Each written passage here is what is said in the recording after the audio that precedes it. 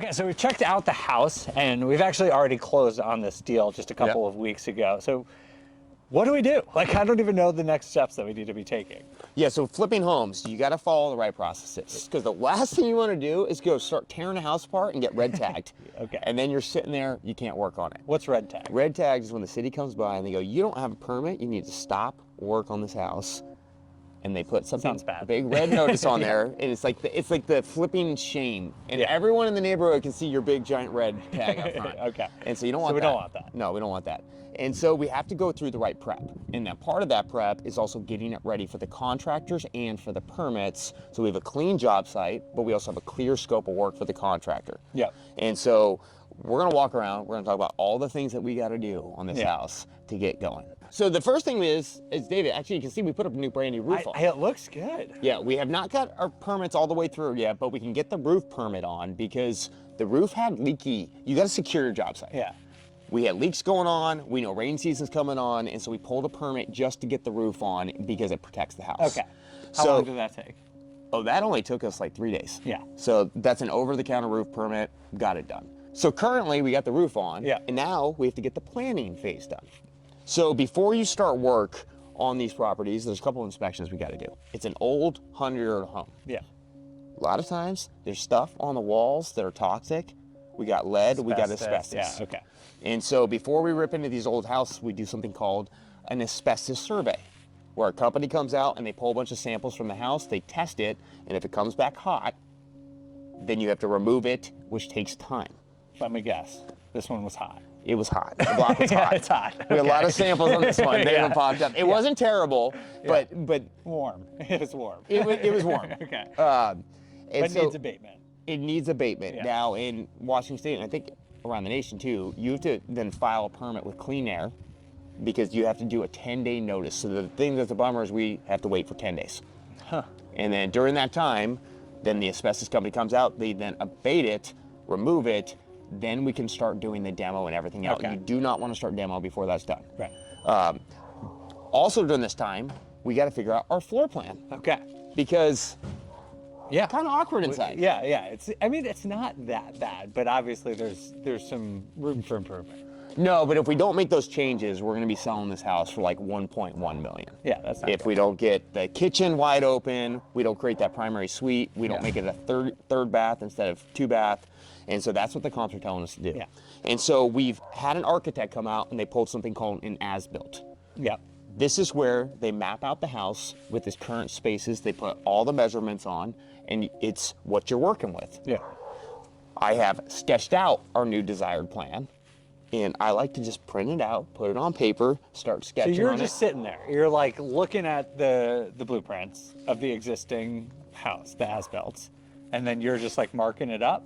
I'm looking at all the measurements, and then, like we talked about, the structural framing we got to stay around. Yeah. So the great thing about those as-builts, I like to mark up my own plans because an architect and engineer, they're awesome at their job. They're going to create you the coolest spaces inside this house. Yeah.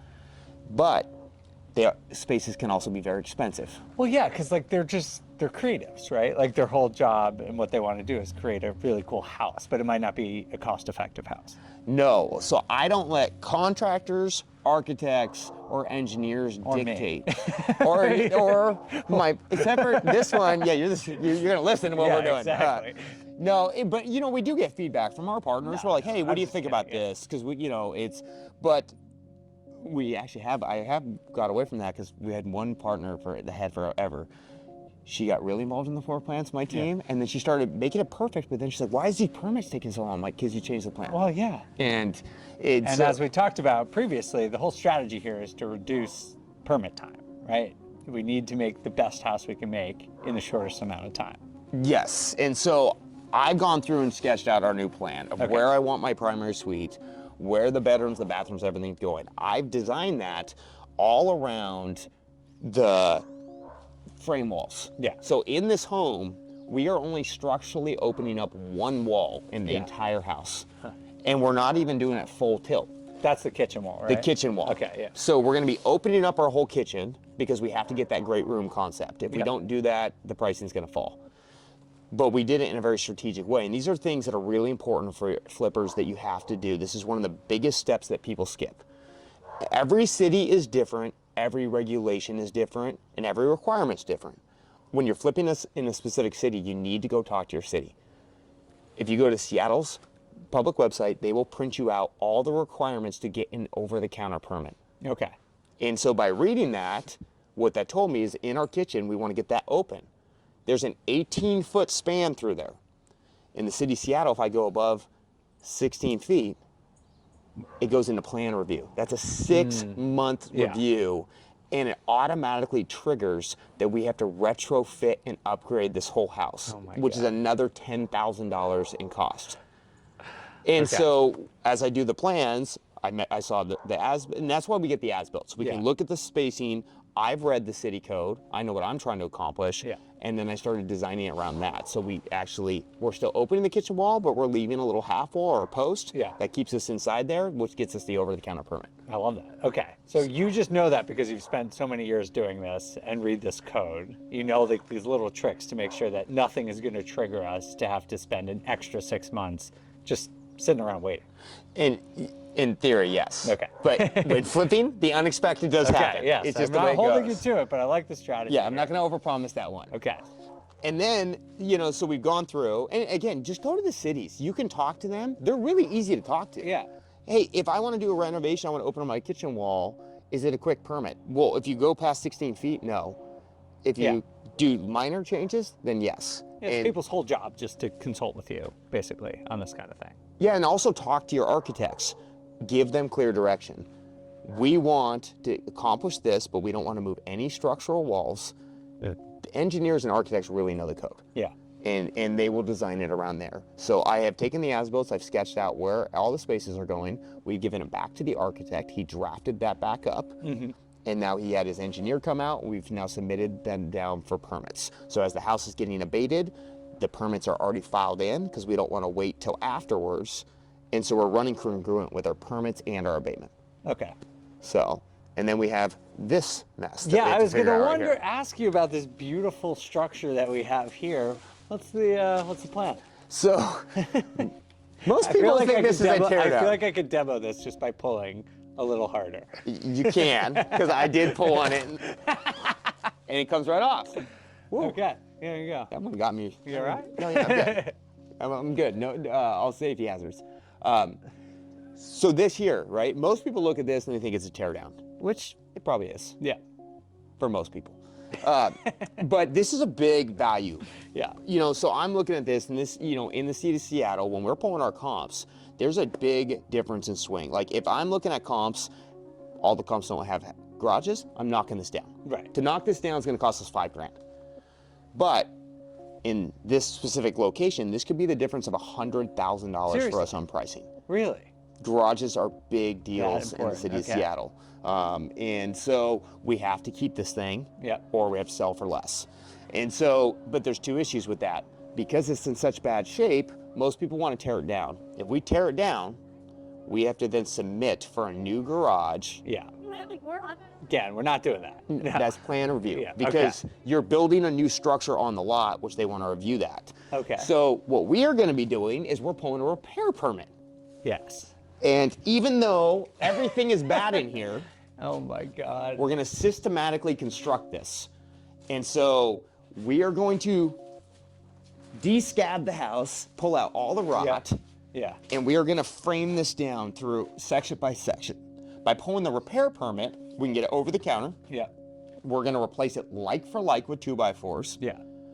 We're going to frame this section, peel off this part, frame this section, peel off this part, frame this all in steps. Now this takes a little bit longer to do, but the cost, so to rebuild this, the costs are about the same. Right. To build a new garage here, we're probably $25,000. Okay.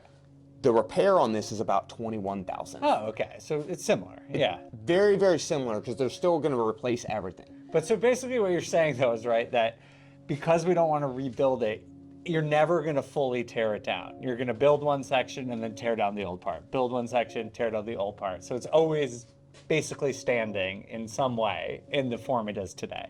Yeah, because that's where we get triggered by that 6 months. Dude, because that's a good idea. I like that. Because the repair, it's not a cost thing. We're spending about the same. It's the $60,000 in interest that can cost us. Yeah, exactly. And if the garage is only worth 100 grand and it's going to cost us 60 grand to keep or wait for the permit, then rebuild it, that's 85. Yeah. I just knock it down. Of course, yeah. And imagine so- waiting for 6 months for, you know, you have a house that's ready to go. You're not going to wait for this. You're going to just wind up selling it for less, which obviously we don't want to do. Yeah, or I don't think paint's going to fix this one. No.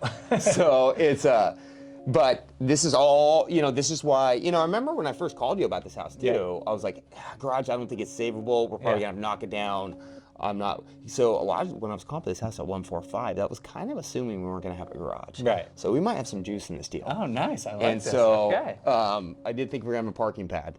But on this prep, we've now done the asbestos survey. We're having it abated. We've had an as-built come out to get us our existing floor plans. We've created our after floor plans. And then once we have our after floor plans, then we can create our final budget. Because I can't create a final budget until I have the plans. How many bathrooms are going in? Is their structure getting Yep. moved? And that's how I verified our budget. So we went from $250,000 to where it's actually down to about $237,000 now. Oh, wow. Because I had more framing and stuff in there. And so that's why it's really important to not bring the contractor out until I have a firm plan, because that's how we prevent change orders.